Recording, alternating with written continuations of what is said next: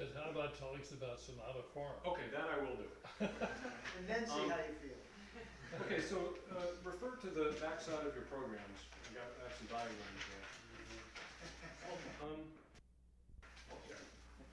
When you study music, you eventually become interested in this thing called musical structure, which is the way that long pieces of music are organized.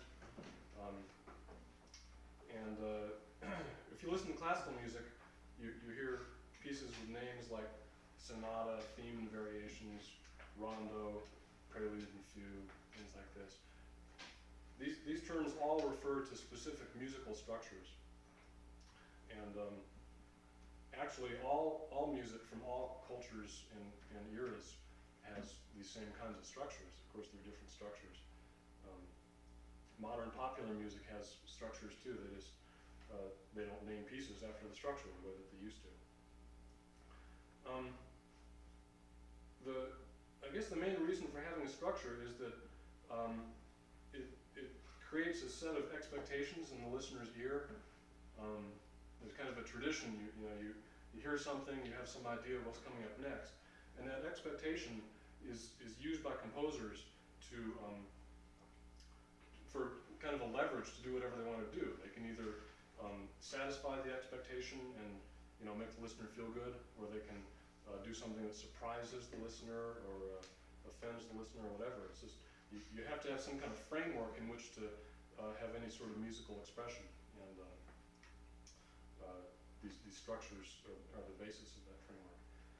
So sonata form is evolved since probably the 15th century or so, and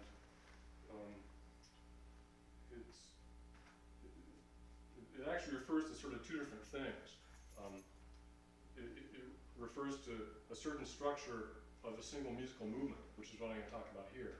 And then it also refers to a way of stringing together 3 or 4 movements in a row. I'm not going to talk about that. This particular piece that I played is a pretty good example of sonata form. Even though it's kind of modern sounding, it still has exactly the same large-scale structure as a Beethoven sonata or something by Haydn or a much older composer. Is there a program? No, it doesn't matter. So the basic idea behind sonata form is that the movement is broken up into 3 parts called the exposition, the development, and the recapitulation. The exposition, in turn, is divided into sort of 2 major theme groups. And the basic idea is that those 2 themes that are called A and B contrast in some way.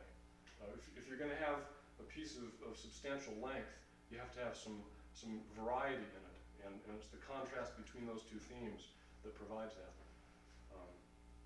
People often talk of that contrast in terms of conflicting emotions. Like you might have an angry A theme and sort of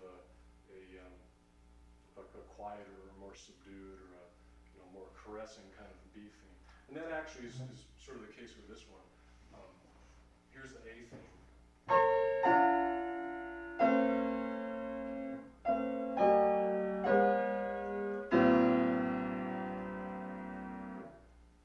So that, there's some sort of frustration there, maybe some anger. I don't know, whatever it does for you. And then there's the B theme, which is this.